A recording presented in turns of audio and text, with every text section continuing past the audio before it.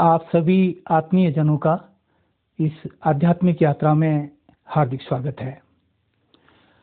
आज जो विषय लिया गया है वह है मनुष्य सृष्टि रूपी कल्प वृक्ष और इसके बीज परमपिता परमात्मा शिव। हमने इससे पूर्व के सभी विषयों में समस्त आत्माओं के पिता ज्योति रूप परमपिता परमात्मा जो सभी धर्मों के भी पिता है बताया गया कि परमपिता परमात्मा ही इस सृष्टि के बीज रूप है का परिचय आपके सम्मुख रखा। इस चित्र में एक वृक्ष के रूप में दिखाया गया है कि परमपिता परमात्मा स्वयं इस वृक्ष के बीज हैं, जिसमें दिखाया गया है कि सतयुग त्रेता युग में समस्त प्रकार से सत्य धर्म सत आचरण सत चरित्र और सात्विक सतो प्रधान स्थिति थी, जिसे सृष्टि कल्प वृक्ष के मजबूत तने के रूप में दिखाया गया है। श्रीमद् भागवत गीता के 15वें अध्याय में उल्लेख है, ऊर्ध्व मूल मध शाखम स्वत्थम प्राहुर्व्ययम छंदासी यस्य पर्णानि यस्तम वेद स वेदवित। अर्थात परमेश्वर संसार रूपी वृक्ष के अविनाशी बीज हैं तथा ब्रह्मा जी इसकी मुख्य शाखा हैं। आदि पुरुष ही नित्य अनंत तथा सबके आधार हैं। इस संसार की उत्पत्ति वाला होने के कारण तथा ब्रह्मलोक में वास करने के कारण परमात्मा को इस सृष्टि का बीज रूप कहा गया। सर्वशक्तिमान परमेश्वर ही संसार रूपी वृक्ष के कारण हैं। सामान्य शब्द में इसकी जड़ हैं या बीज हैं। मुख्य शाखा के रूप में ब्रह्मा जी से संपूर्ण जगत सहित त्रियक आदि की उत्पत्ति और विस्तार होना उल्लिखित है। प्रजापिता ब्रह्मा कुमारी ईश्वरी विश्वविद्यालय की आध्यात्मिक ज्ञान योग एवं चित्र प्रदर्शनी में इसे अत्यंत सरलतापूर्वक समझाया गया है। इसका उल्लेख हम आज यहाँ कर रहे हैं। इस चित्र को बहुत ध्यान से देखिए। इस सृष्टि रूपी वृक्ष की तुलना एक कल्प वृक्ष के रूप में की गई है। मनुष्य सृष्टि रूपी वृक्ष के बीज परमपिता परमात्मा शिव हैं।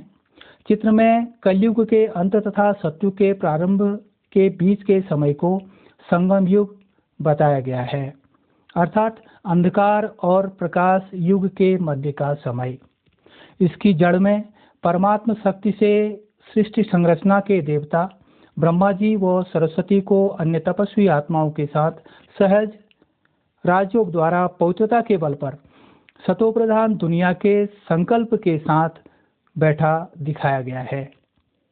बताया गया है कि कलयुग के अंत अज्ञान रूपी रात्रि के समय सृष्टि के बीज रूप कल्याणकारी परमपिता परमात्मा नई पवित्र सतोप्रधान सृष्टि रचने का संकल्प प्रजापिता ब्रह्मा को उनके तन में प्रविष्ट होकर राज्यों की शिक्षा देकर शिव शक्तियों के संग संगम युग पर परमात्म याद और पवित्रता के बल पर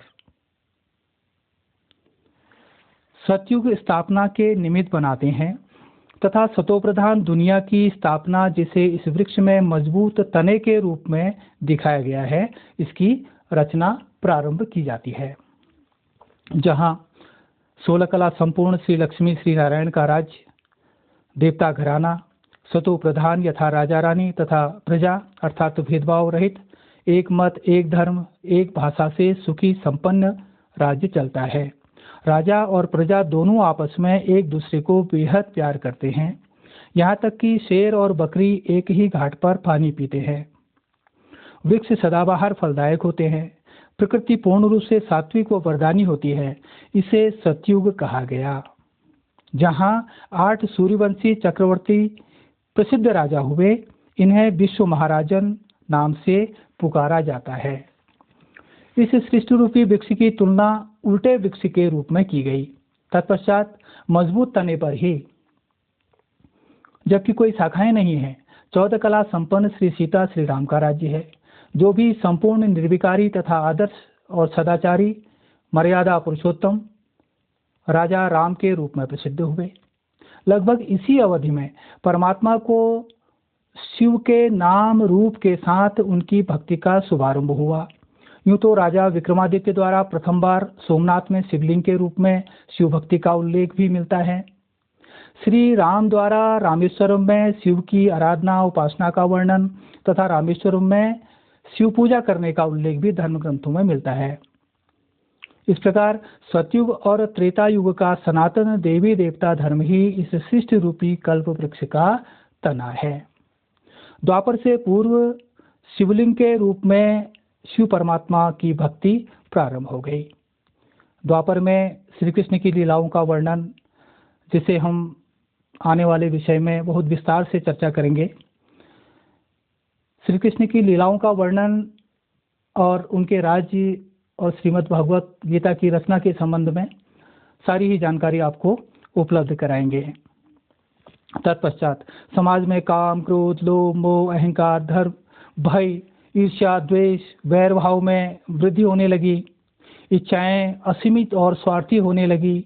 इसी अवधि में 563 ईसा पूर्व सिद्धार्थ गौतम, जो कि राजघराने में लुम्बिनी में जन्म लेकर बौद्ध धर्म को स्थापित करने के निमित्त बने, इनके पिता सुद्धोधन तथा माता महामाया थी। इसे एक शाखा के रूप में दिखाया गया है। इनका मूल नाम सिद्धार्थ गौतम था, जिनके द्वारा 4 आर्य सत्य तथा अष्टांगिक मार्ग के अनुसरण की शिक्षाएं दी गई। बौद्ध धर्म एशिया सहित विश्व के अनेकों हिस्सों में फैला।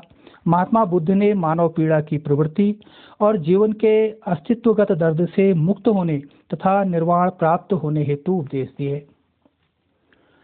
6वीं शताब्दी ईसा पूर्व वर्धमान आदिनाथ के समय से जैन धर्म की स्थापना हुई।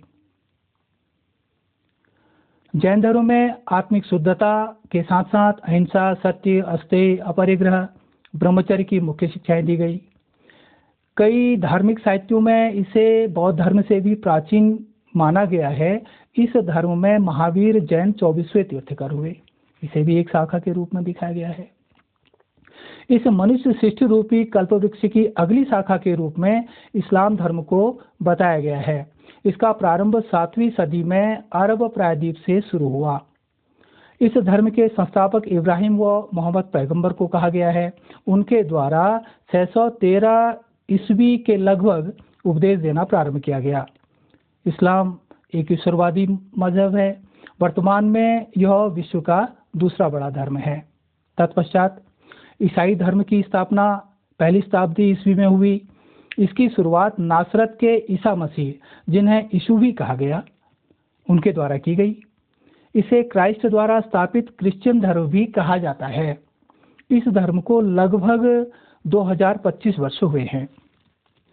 3री-4थी शताब्दी में आदि गुरु शंकराचार्य द्वारा सनातन धर्म के प्रचार प्रसार हेतु शंकराचार्य पीठ की स्थापना की गई, जिनके नाम आपने सुने होंगे।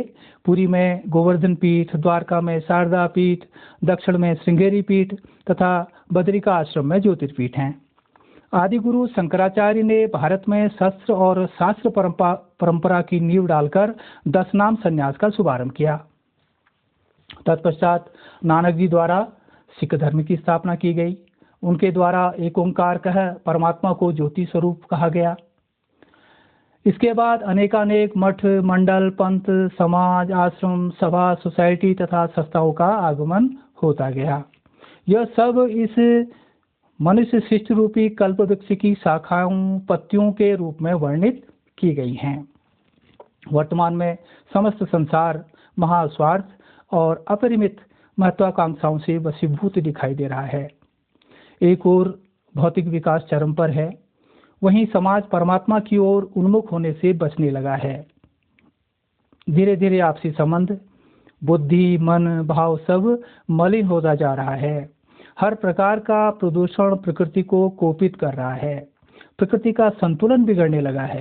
प्राकृतिक आपदाओं में भूकंप, तूफान, बाढ़, अग्नि, मौसम का असंतुलन, सुनामी, ओजोन परत की प्रतिकूलताएं, ग्लेशियरों का पिघलना, अनेकानेक बीमारियां, मानव मात्र की नकारात्मक और दिखावे की प्रवृत्ति, गृह युद्ध, देशों के आपस में अहिंसा का युद्ध लगातार सृष्टि के अंत का संदेश दे रहा है।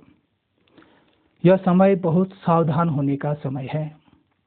ऐसी स्थिति से उबरने का एकमात्र सहारा परमात्मा है, जिन्होंने वचन दिया है कि यदा यदा हि धर्मस्य ग्लानिर्भवति भारत अभ्युत्थानं धर्मस्य तदात्मनं सृजाम्यहम् परित्राणाय साधूनां विनाशाय च दुष्कृतां धर्म संस्थापनार्थाय संभवामि युगे युगे। अर्थात जब जब धर्म की हानि और अधर्म की वृद्धि होती है, तब तब मैं अपने रूप को रचता हूँ, अर्थात साकार रूप से लोगों के सम्मुख प्रकट होता हूँ। सज्जन पुरुषों का उद्धार करने और पाप कर्म करने वालों का विनाश करने के लिए, धर्म को अच्छी तरह से स्थापित करने के लिए मैं युग युग में प्रकट हुआ करता हूँ।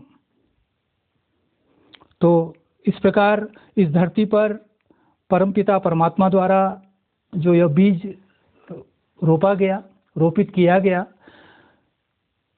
इसे सतोप्रधान बनाने का कार्य ब्रह्मा जी द्वारा संस्थापित किया गया है। वर्तमान स्थितियों को देखते हुए परमात्मा की ओर उन्मुख होना ही सर्वश्रेष्ठ मार्ग है, जो सतोप्रधान सृष्टि के निर्माण में सहायक होगा और मानव मात्र के लिए कल्याणकारी होगा। हार्दिक शुभकामनाओं के साथ बहुत धन्यवाद।